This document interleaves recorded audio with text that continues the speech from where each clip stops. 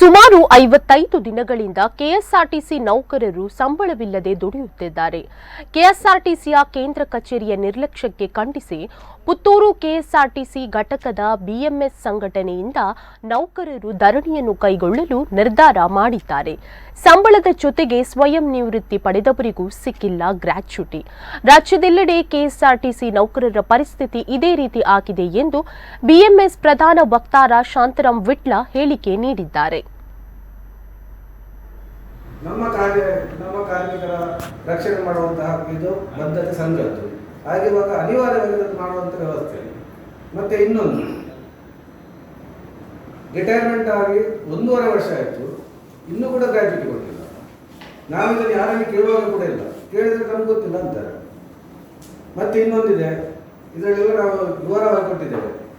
Clear scheme ಇದರಲ್ಲಿ ಡೈರೆಕ್ಟರಲ್ಲಿ ಉಂಟು.